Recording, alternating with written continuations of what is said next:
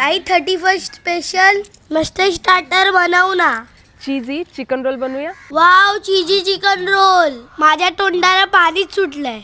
Chicken roll बनवण्यासाठी मी इथे boneless chicken घेतलं होतं, ते आपण स्वच्छ धुवून घेऊया. अशा पद्धतीने आपल्याला हे चोळून घ्यायचं आहे आणि त्यातलं पाणी पूर्णपणे निथळून घ्यायचं आहे. राहिलेल्या चिकनच्या पीसमधून सुद्धा आपण पाणी निथळून घेऊया. चिकनला रोलसारखा आकार येण्यासाठी आपण इथे रॉडचा वापर करणार आहोत.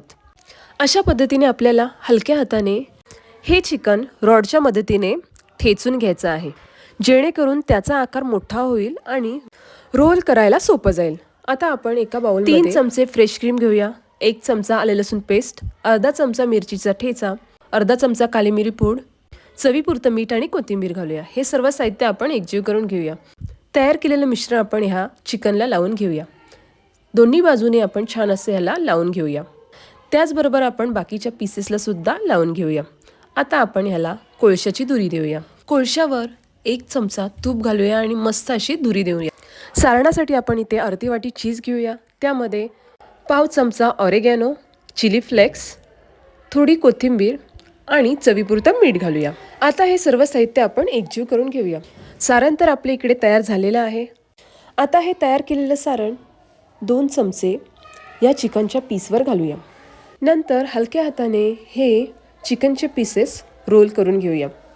तुम्ही बघू शकता अशा पद्धतीने आपल्याला हे रोल करून घ्यायचं आहे. त्याचबरोबर आपण बाकीचे सुद्धा पीसेस रोल करून घेऊया.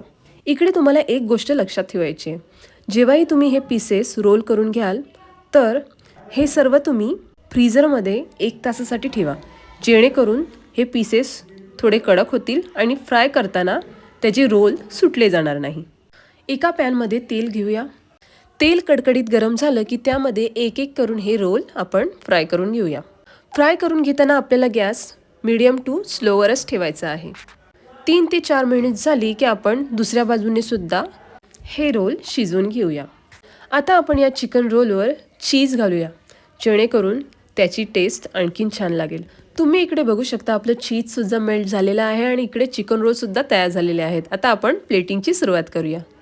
तर इकडे मी कोबी बारीक चिरला आहे, तो कडेकडेला लावून घेऊया. नंतर टोमॅटो आणि गाजरसुद्धा सजवून घेऊया. आता चिकन रोल आपण त्या पानावर ठेवूया. हे चीजी चिकन रोल तुम्ही शेजवान चटणी किंवा पुदिना चटणीसोबतसुद्धा खाऊ शकता. 1 नंबर लागतात. मी इकडे तुम्हाला हे चिकन तोडूनसुद्धा दाखवते. एकदम मस्त स्टफिंग भरलेलं आहे आणि चीज बघा मस्त एकदम स्प्रेड झालेलं आहे. रेसिपी आवडली असेल तर सबस्क्राईब करायला मात्र विसरू नका. धन्यवाद.